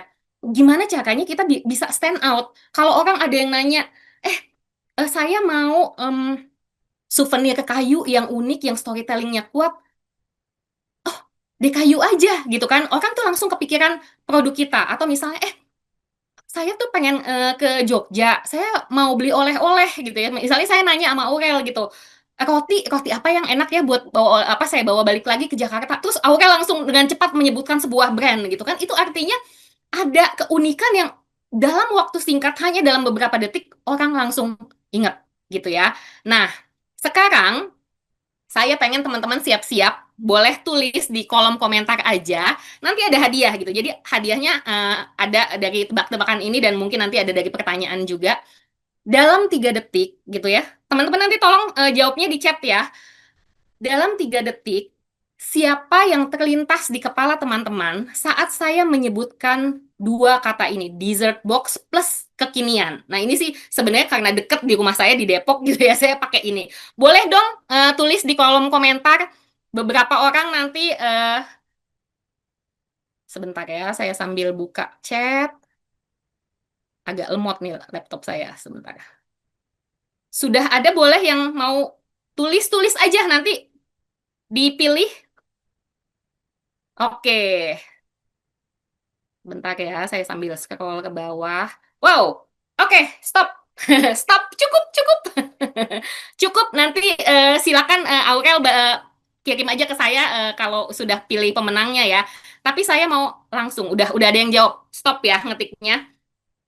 Yes, bener banget ya. Bittersweet by Najla. Yang jawab yang lain tadi ada Jasmine atau apapun itu nggak salah. Sama sekali tidak salah gitu ya. Tapi kebetulan gitu, dari beberapa kali, mungkin saya karena kebanyakan ngisinya mungkin di Jakarta dan sekitarnya gitu ya. Kalau di Jogja nanti pasti ada beda lagi gitu ya. Bisa jadi beda lagi, kecuali memang Bittersweet by Najla juga di sana sudah cukup dikenal luas gitu. Jadi Bittersweet by Najla tadi sudah ada, nanti tolong dicatat aja, dipilih aja satu pemenangnya ya, Aurel ya. Nah, di sini ada 2.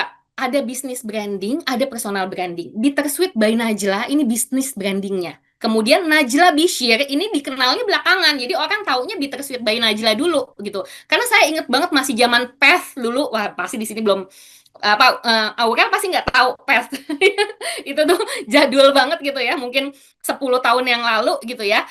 Saya inget banget Najla Bishir ini sering share tentang kue-kue apa cake rumahan yang dia bikin dan kemudian akhirnya banyak yang pesen apa segala macam, kemudian akhirnya menjadi lebih besar dan orang nggak tahu siapa pemiliknya gitu. Akhirnya setelah bisnis brandingnya terbentuk, Najla Bishir juga membentuk, sebentar. Nanti kalau mau kasih tahu waktu saya habis, langsung ngomong aja ya Aurel ya, saya takutnya nggak sempet buka chat atau apa.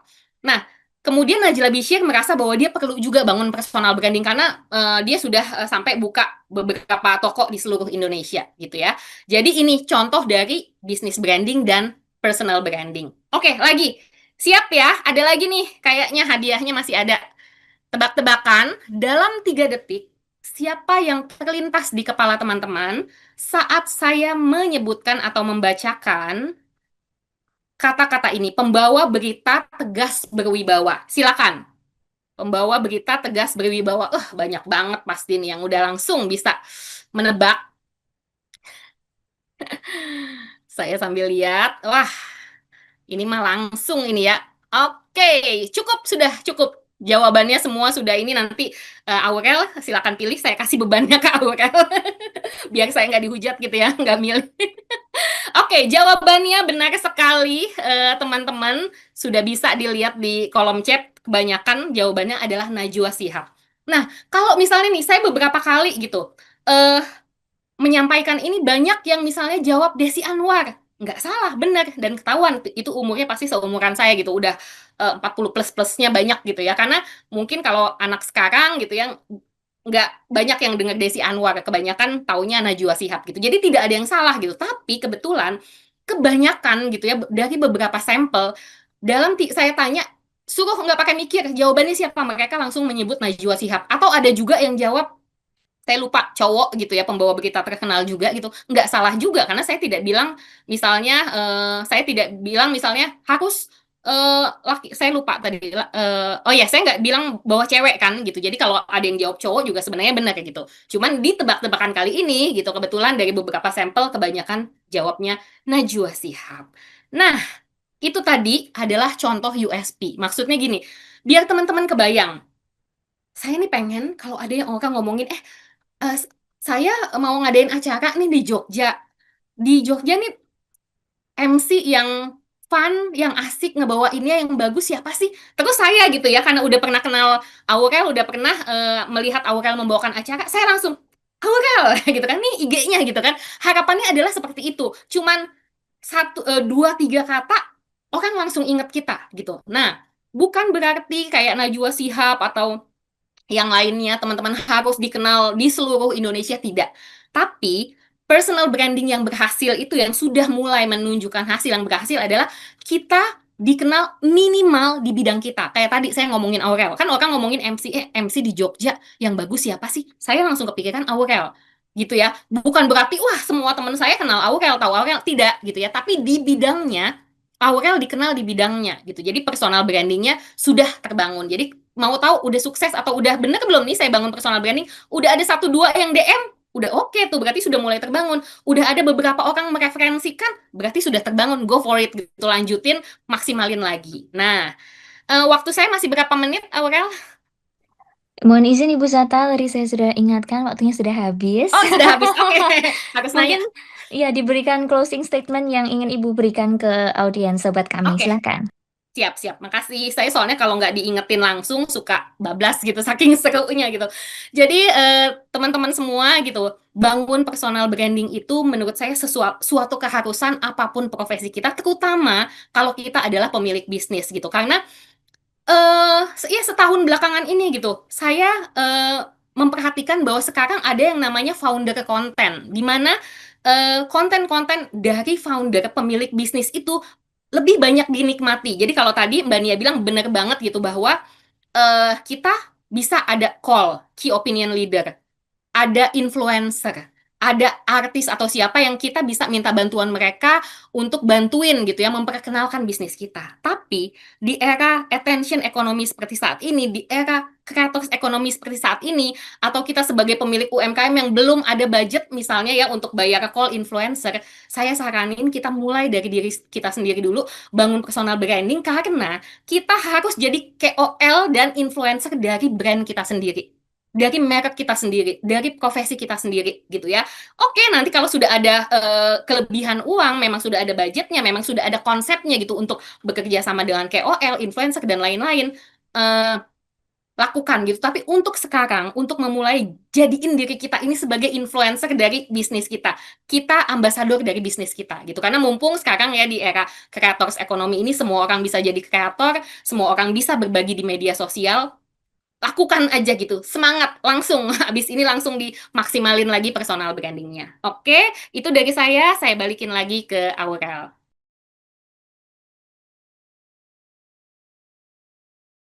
Baik, kita langsung saja kita masuk ke sesi diskusi tanya jawab. Banyak sekali ya yang yang bertanya. Tadi saya juga sudah membaca berbagai macam pertanyaan yang intinya adalah sama. Baik, tapi izinkan saya untuk merangkum pertanyaannya terlebih dahulu. Kemudian nanti kalau kita ada sesi lebih, kita akan mengundang berbagai peserta dari sobat kami untuk gabung dalam diskusi pada sore hari ini. Baik, yang pertama, ini dari Eko Angga Suparno. Di era digital, menurut kedua narasumber, lebih penting mana antara, ini personal selling ya, kalau selling itu kan personal selling dulu atau branding? Apa kesalahan yang paling umum yang sering dilakukan saat memulai membangun personal branding? Bagaimana cara menemukan keunikan diri atau personal value di tengah banyaknya kompetitor di media sosial? Ini bagus sekali pertanyaannya. Kemudian saya ingin gabungkan pertanyaan yang ditanyakan oleh Ibu Dewi Pusparini. Apakah personal branding harus perfect atau lebih ke authenticity yang ditonjolkan? Kemudian platform mana sih, media sosial mana sih yang paling efektif, yang paling josjis istilahnya ya kan, untuk membangun personal branding dari nol? Dan bagaimana memanfaatkan personal branding tersebut untuk membuka peluang karir, bisnis, dan juga kolaborasi, mungkin ada networking dan lain sebagainya. Baik, saya ingin mengundang, mungkin ini cocok sekali karena kan ada bertanya terkait keunikan, value, kompetitor, ya kan? Ini saya ingin mengundang Ibu Nia, kemudian monggo silahkan dilengkapi oleh Ibu Sata. Baik, silahkan. Oke, ya tadi pertanyaannya juga em, mana dulu gitu ya, mungkin mudahnya mana dulu, selling dulu atau branding dulu gitu. Karena kalau di bisnis gitu kan ada yang namanya marketing, selling, marketing, branding ya, dan itu sebenarnya klasifikasinya juga berbeda gitu. Apa itu marketing, apa itu selling ataupun branding. Tapi sebetulnya itu semuanya jadi penting sebetulnya ya. Tapi kalau harus memilih mana dulu nih, selling atau branding dulu, pasti karena tadi yang disampaikan adalah ketika memulai gitu, ada 5 tangga bisnis gitu ya, starting, kemudian profiting, systemizing, duplicating, dan expanding gitu, atau investing. Jadi kita harus tahu kita itu ketika punya bisnis kita ada di skala yang mana, punya level yang mana. Buat yang mulai paling mudah starting ya, kalau mulai memang fokusnya selling dulu lebih diutamakan. Karena ketika selling ini kita satu memvalidasi apakah benar produk kita ini beneran cocok sama target marketnya. Atau kemudian target market yang disasar rencana kita itu udah pas. Karena ini akan berbeda kelas mana atau target market persona yang seperti apa yang akan kita temukan. Gitu ya, yang akan kita target. Jadi kita harus validasi dulu si produk ini itu istilahnya harus cocok dulu sama marketnya. Nah ini fokusnya selling dulu memang pertama. Baru ketika selling atau gampang di dapur kita harus ngepull dulu. Kalau nggak bisa dapur ngepull, nanti nggak bisa kita akan growth-nya. Jadi selling dulu untuk yang di awal ya. Setelah kemudian kita fokus di selling, gimana caranya kita bisa menjual produk kita, gitu. Kemudian kita putar lagi gitu ya, dan mendapatkan profit. Biasanya kalau di bisnis nanti akan ngitung HPP-nya udah bener atau belum. Bagaimana pos-pos efisiensi posnya itu, cost produksinya, cost marketingnya ini udah bener atau belum. Nanti kita akan ngomongin laba rugi itu di situ. Ketika laba rugi harus profit dulu. Karena kalau profit ya, emang loh, bisnis harus untung, harus dong. Karena kalau untung kita bisa tumbuh ya. Kalau nggak untung atau nggak laba, pasti ada yang harus diperbaiki dari situ karena levelnya selling, starting kemudian profiting. Nah kalau udah profiting ya baru kita nanti ke level selanjutnya. Nah branding akan masuk tuh di situ. Apa namanya, marketing dan branding akan masuk, dan itu akan kembali lagi beda ketika satu bisnis yang karyawannya 4 orang dengan 100 orang pasti beda. Nah itu nanti tangganya akan balik lagi starting lagi tapi dengan kebutuhan yang lebih aman. Ya, mohon maaf, mohon izin bagi yang telah menyalakan. Mohon izin Ibu Suhani untuk dapat unmute terlebih dahulu atau mematikan. Oke, baik. Mungkin dari operator pusat bisa dibantu untuk mematikan suaranya. Baik, terima kasih banyak. Monggo dilanjut, silahkan Ibu. Ya, tadi jadi ketika harus memilih gitu ya, tetapi balik lagi, sebetulnya branding pun saat kita sedang fokus selling, branding itu tuh bisa dengan lebih awal. Lah, caranya gimana? Tentu kita selling dengan dilakukan dengan cara yang benar, dengan cara yang baik, dengan cara konsisten. Mulai dengan tadi, kalau branding yang paling sederhana, ya paling tidak ada watermarkingnya deh, ada logonya kita, ada kita konsisten dengan satu visual yang versinya misalnya The Kayu banget gitu ya, atau kemudian Breto banget. Jadi sebenarnya bisa saling beriringan berjalan, tapi jika memang di starting fokus dulu di selling, kemudian habis itu kemudian akan mendevelopnya.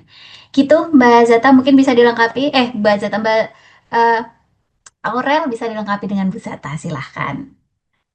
Oke, Silahkan itu Ibu. Terima kasih. udah lengkap banget jawaban dari Mbak Nia. Saya juga setuju bahwa selling dulu, apalagi kalau memang niat dari awal. Saya punya beberapa klien atau teman yang konsultasi yang, aduh tak, aku BU banget nih, butuh duit banget. Iya, kayaknya semua orang juga gitu ya, gitu. Jadi pengen jualan dulu, ayo gitu ya. Justru memang jualan dulu ya, dan benar Mbak Nia bilang tadi, bahwa sambil jualan juga sebenarnya kan sudah terjadi, meskipun baru sedikit gitu ya, proses-proses branding kayak tadi.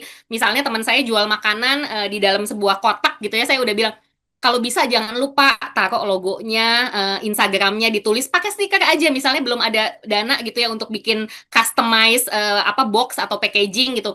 Bikin stiker aja, jadi di setiap dus berwarna coklat makanan dia tempel aja logonya, Instagramnya, dan alamat atau nomor untuk pemesanan. Atau kalau sudah ada sedikit ya kelebihan budget mau pesen yang customize gitu ya, packagingnya, orang tuh yang kayak harapannya saat beli gitu, ih misalnya, iya rotinya ini roti merek ini ya gitu, karena dari warnanya atau dari ininya udah kelihatan misalnya gitu. Jadi kalau mau milih selling duluan atau branding duluan ya pasti selling duluan, tapi kalau bisa sudah mulai pelan-pelan gitu sambil dicicil brandingnya gitu sih sama. Baik, terima kasih banyak Ibu Zata dan juga Ibu Nia. Boleh kita kasih tepuk tangan virtual sekali lagi, rekan-rekan sobat kami. Baik, kita akan menuju ke pertanyaan yang berikutnya. Ini ada pertanyaan yang menarik dari Dwi Andika, dan izin saya menggabung pertanyaan dari beberapa orang ya, karena secara garis besar pertanyaannya sama. Baik, ini pertanyaannya adalah apa strategi agar fresh graduate bisa stand out di dunia kerja digital? Bagaimana cara mengubah passion menjadi peluang karir yang nyata dan menghasilkan? Kemudian bagaimana cara membangun kepercayaan audiens sebelum memulai jualan atau menawarkan jasa? Strategi apa yang paling efektif dalam mengembangkan bisnis digital dari nol tanpa modal besar? Kemudian bagaimana menjaga konsistensi agar bisnis tersebut dapat sustain atau dapat bersaing di era digital di gempuran yang sangat dinamis. Kemudian ini saya ingin menggabungkan pertanyaan yang ketiga dari Mas Iqbal Diskominfo. Bagaimana cara menentukan niche yang cocok? Karena tadi sudah disebutkan ada strategi, kemudian modalnya itu tidak banyak. Dan niche-nya yang cocok itu seperti apa? Mungkin ini ada unsur STP ya, segmenting, targeting, positioning sebuah branding yang tepat itu seperti apa? Ya, ini juga ada pertanyaan. Saya seorang yang bekerja di bidang cyber security, hobinya tapi nyanyi, dan bakatnya ada di matematika. Wah, bagaimana itu? Lalu sudah ada banyak niche ya, Dan bagaimana cara kita menentukan yang cocok itu seperti apa? Oh, ini studi kasusnya ketika bekerja di sebuah bidang A, tetapi bakatnya B dan pengennya C. Itu seperti apa nanti Bu Zata yang bisa ini ya, memberikan masukan itu bagaimana kepada Mas Iqbal. Tetapi pertanyaan secara garis besar adalah bagaimana membangun kepercayaan audiens. Izinkan saya gabungkan juga, tadi ada yang bertanya, bagaimana caranya untuk menjaga brand agar tidak runtuh? Kan tadi ada pertanyaan supaya brand itu tetap stable. Ya, mungkin ada celah-celah yang dapat meruntuhkan brand, meruntuhkan personal branding maupun bisnis kita. Tapi mungkin ada tips and tricks, strategi yang paling efektif itu seperti apa untuk membangun konsistensi saat berbisnis di era digital ini? Silahkan siapa duluan, Ibu Sata atau Ibu Nia?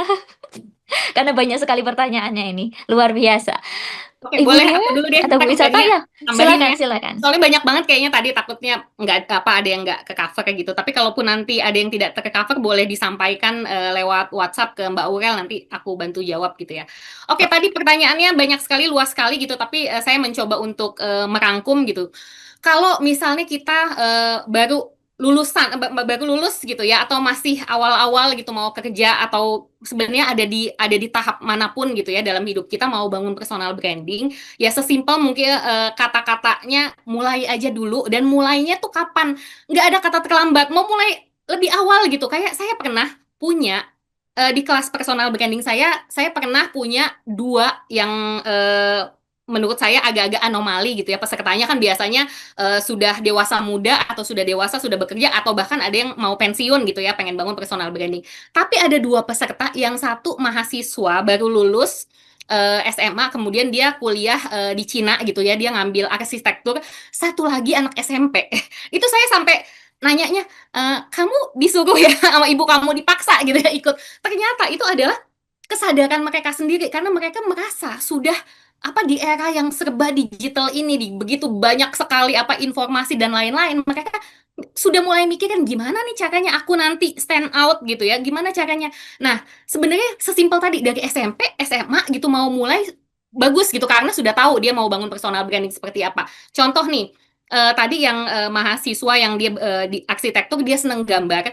Jadi dia dari masih SMA dia udah sering banget bikin apa gambar-gambar, dan itu dia posting di sosial media dia. Kemudian nanti dia cerita, misalnya ini gambar dia lagi gambar apa, atau kadang-kadang ada storytelling yang menarik banget, atau sekedar cuman lagi lihat gambar ini, lihat bangunan ini saya gambar kayak gitu kan, saya lihat Instagramnya gitu. Dan saya bilang ke dia, ya udah, kamu kalau mau bangun personal branding sudah mulai aja pakai IG pribadi dia, karena sudah banyak sekali portfolionya dia, dan dia tuh pengen dikenal. Nanti saya maunya pulang dari Cina nih ke Jakarta, dia bilang saya udah nggak mau mulai dari awal memperkenalkan diri siapa saya pengen pulang ke Jakarta udah langsung dapat job, atau orang udah kenal siapa saya. Maksudnya keren banget kan, sudah berpikiran seperti itu. Jadi dia masih SMA udah mulai posting gitu. Jadi saya saranin kalau mau ya mulai dari sekarang di tahapan yang kita ada. Dan kalau misalnya bingung mau share apa, ya udah share yang sekarang sedang kita lakukan, kayak tadi seneng gambar gitu, atau misalnya seneng dengan dunia digital, bikin aja tutorialnya. Kan saya masih belajar justru itu gitu ya. Contoh misalnya nih, ada beberapa orang saya lihat dia habis ikut kelas misalnya seperti ini. Kemudian dia summarize, dia jadiin tutorial, dia share ke Instagram dia. Kan itu membangun kredibilitasnya dia. Orang ngelihat dia baru belajar, tapi dia belajar dari tempat yang tepat, kemudian dia membagikan, dan banyak orang yang merasa terbantu dengan summary atau tips-tips yang dia kasih. Padahal dia juga dapatnya dari orang lain gitu kan. Jadi ada begitu banyak hal. Masih kuliah atau baru lulus, belum ada pengalaman, kalau misalnya udah banyak nih dari pengalaman pribadi bikin sesuatu gitu ya, itu jadiin portfolio, sering-sering di-share gitu, atau nawarin diri gitu magang dan lain-lain. Jadi apapun bisa. Atau contoh lain, misalnya nih saya punya mahasiswa waktu itu yang dia seneng banget jadi volunteer untuk LSM asing gitu ya. Dia sering banget berbagi, oh saya lagi bantuin LSM ini, lagi ke Kalimantan, nginiin orang hutan kayak gitu kan. Nah, saat dia bekerja, kemudian padahal bidangnya nggak nyambung, tapi saat HRD-nya ngeliat IG-nya dia, wah ini anak muda luar biasa ya, dia tuh seneng explore, seneng apa sih namanya, seneng berbagi dan lain-lain, bahkan gitu ya, HRD-nya sudah melihat bahwa ini anak nih dari dulu aja, dari masih muda, dari ini sudah sangat kredibel dan sangat bertanggung jawab dengan apapun gitu ya, passion dia, hobi dia, sampai kerjaan dia gitu. Jadi membangun personal branding itu nggak mesti harus, wah saya pengen bekerja di bidang IT, harus dari IT dulu ya. Kalau belum bisa share tentang keseharian kita yang menunjukkan bahwa kita mahasiswa atau anak muda yang memang kredibel gitu. Lagi baca buku nih, ada buku bagus gitu ya tentang digital marketing.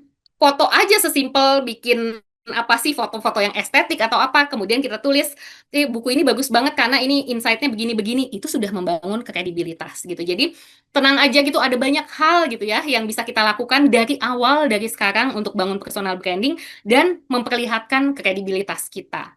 Gitu. Tadi kayaknya ada banyak tapi aku lupa. Nanti Ya, kasih tahu aja ya kalau ada yang kurang. iya siap Mbak Ibu. Nia mungkin mau nambahin? Oke, aku coba nambahin gitu ya. Tadi beberapa juga sudah di-mention juga. Sama nih, orat-oratan aku juga sama yang di-mention sama Bu Zata. Tapi tadi mungkin aku masuk ke cara niche-nya gimana nih, menentukan niche-nya gitu ya. Em, yang selalu saya pegang dan saya share ketika ditanya, Mbak, ini spesifiknya gimana nih produk saya nanti ketemu target marketnya seperti apa, positioning seperti apa. Sebenarnya paling mudah tipsnya adalah mulai dari pain and gain, temukan bahwa produk kita ini sebenarnya mensolusikan apa gitu ya, karena setiap manusia atau orang itu pasti ada masalahnya. Jadi kita mulai dari mensolusikan atas masalah itu, atau kita bisa lihat juga dari apa yang diinginkan, apa yang jadi harapan. Itu nanti akan ketemu antara produk dengan marketnya gitu ya. Jadi untuk ketemu niche-nya di situ. Kemudian tadi juga sempat ditanyakan gimana ya agar brand itu nggak runtuh gitu ya dengan yang sudah dibangun gitu. Yang paling saya pegang yang harus ada bahwa kita selalu, bahkan tidak hanya personal tapi juga bisnis juga, itu harus punya value atau harus punya, dan core value ini tuh bukan yang berubah-berubah gitu ya, bukan kayak, tapi memang yang memang menjadi mendasari gitu, dan nilai dasar ini yang kemudian kita komunikasikan, kita bawa, kita present dalam bentuk produk, jasa, atau mungkin experience itu tadi yang kemudian kita konsisten kita ceritakan. Jadi kalau yang dipegang adalah si core value-nya itu tadi, yang dikonsisten untuk kemudian diceritakan, meskipun harus tetap adaptif ya.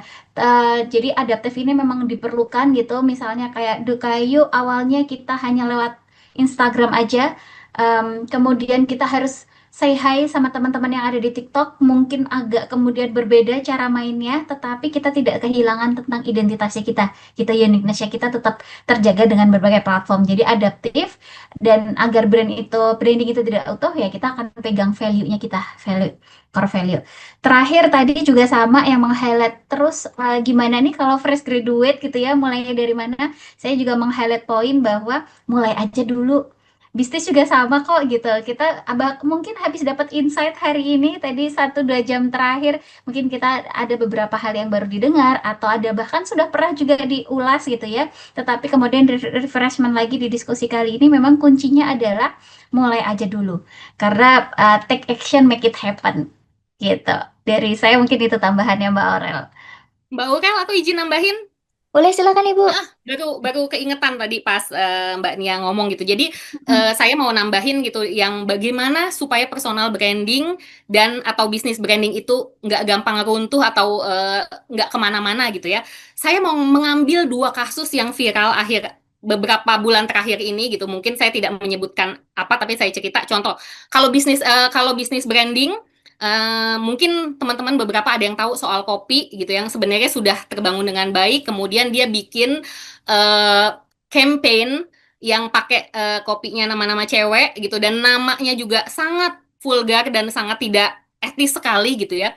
Padahal saat saya biasa kalau ngelihat gitu kan saya kepoin nih, saya lihat digital brandingnya sejak apa, jejak digital dan lain-lain gitu. Padahal sebelum-sebelumnya lumayan oke gitu loh. Kok tiba-tiba gitu dia bikin campaign yang aduh itu mah apa mau orang yang berpikiran terbuka atau sebebas apapun, saya merasa bahwa kalau ngomongin soal branding bisnis kopi nggak tepat gitu bikin nama gitu yang vulgar sekali dan kemudian foto-fotonya cewek-cewek gitu, perempuan-perempuan, dan nama-namanya, nama kopinya gitu nama-nama perempuan gitu yang itu wah itu kan akhirnya dibully habis, kontroversial sekali dan kemudian meminta maaf. Itu contoh bisnis branding yang menurut saya kemudian jatuh gitu ya, fail gitu kan, runtuh. Lalu yang kedua, kalau personal branding, contoh kalau teman-teman belum lama juga viral soal LPDP gitu ya, yang kaitannya dengan LPDP, di mana seorang influencer kayak gitu yang, aduh sebenarnya mah bagus gitu ya, sebelum-sebelumnya ya pasti kalau ngomongin ada yang suka ada nggak suka pasti ada gitu ya, tapi menurut saya dia kebanyakan positifnya,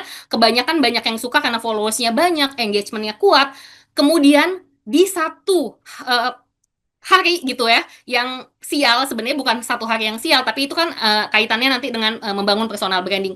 Tiba-tiba gitu ya, entah mimpi apa dia pasti nggak kebayang kemudian jadi seviral sekarang dan berantakan sekali sampai kehidupan keluarga, rumah tangga dan lain-lain di utak-atik gitu lah.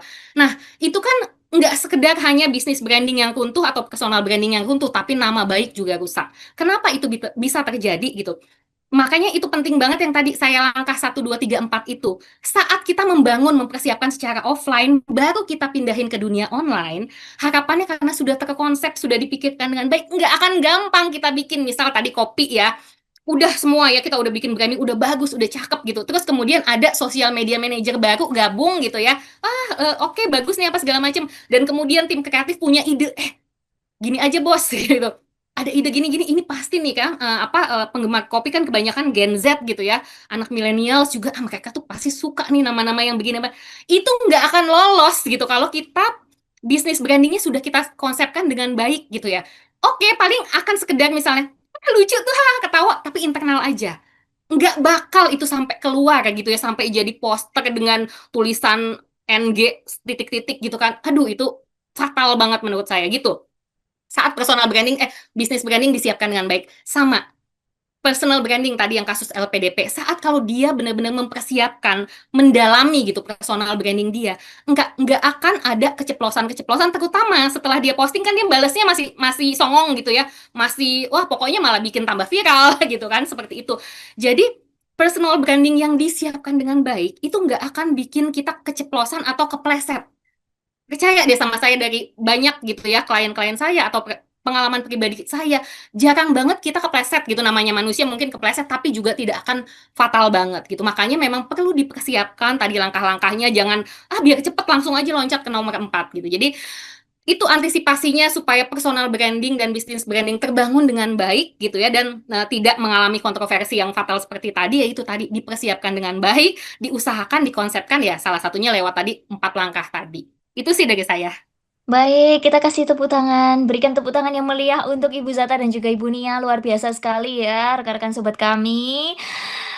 Dan ini Ibu Nia masih punya satu pertanyaan yang ingin ditujukan kepada audiens dari sobat kami. Saya persilakan Ibu, monggo.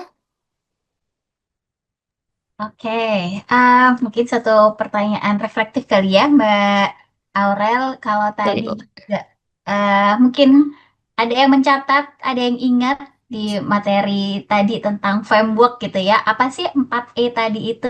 Bagaimana untuk apa namanya membangun bisnis di era digital? Baik, bagaimana membangun bisnis di era digital dengan 4E? Itu gampang sekali ya. Saya kalau misalnya tidak jadi moderator, saya mau yang jawab Ibu. Untuk dapat hampers, special hampers dari DKU. Boleh silakan.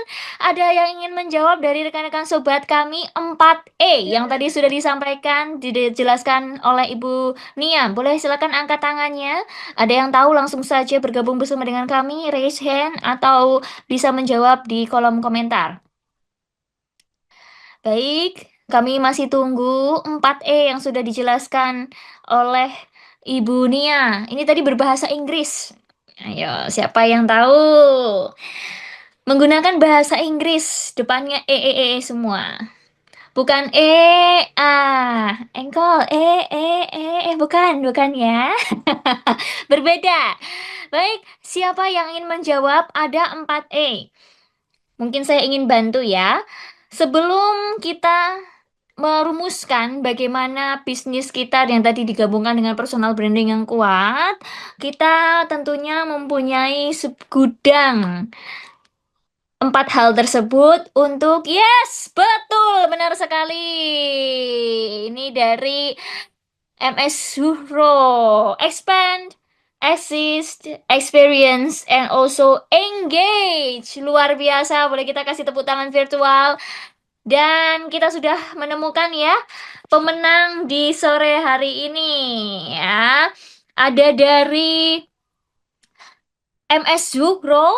Kemudian saya akan membacakan pemenangnya Dwi Andika, penanya terbaik, dan Rudi Hakim. Ini pertanyaan dari Bu Zata, luar biasa tadi ya, sudah dijawab oleh Pak Rudi Hakim. Luar biasa sekali antusias dari rekan-rekan sobat kami dan juga terima kasih banyak kepada rekan-rekan sobat kami yang sudah hadir berpartisipasi secara aktif di acara atau di series yang keenam ini. Semoga kebersamaan, kebermanfaatan ya, dapat menambah wawasan kita, sisi positifnya juga bertambah, dibuang sisi negatifnya itu. Kemudian kita juga dapat bijak dalam menyaring informasi, membangun personal branding yang kuat itu secara bijak. Tadi sudah dibagikan tips and triknya seperti apa. Kita juga bisa meningkatkan daya saring yang berkompeten, membuka peluang bisnis yang baru, menjangkau audiens networking yang sangat luas, dan juga mengembangkan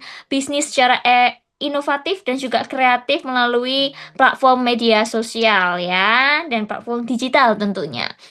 Dan inilah dia rekan-rekan sobat kami, kita berada di penghujung acara luar biasa. Boleh kita kasih tepuk tangan sekali lagi untuk kedua narasumber kita, Ibu Nia dan juga Ibu Sata. Terima kasih banyak sudah bergabung bersama dengan kami.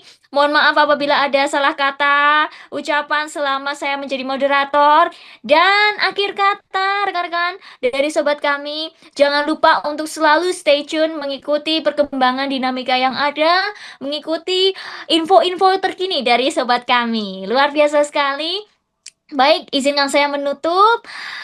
Wassalamualaikum warahmatullahi wabarakatuh. Salam sejahtera dan selamat sore. Selamat melanjutkan aktivitas. Semoga informasi yang dibagikan bisa menjadi berkat dan dampak yang baik bagi semua orang. Jalan-jalan ke Pantai Derini, jangan lupa beli es kelapa. Saya Aureli pamit undur diri. Terima kasih dan sampai jumpa rekan-rekan sobat kami. See you when I see you. Terima kasih banyak Ibu Sata, Ibu Nia, terima kasih Makasih Kak Aurel, banyak. makasih Bu Zata, Bu Makasih Nia. semuanya, sehat-sehat semuanya. Amin.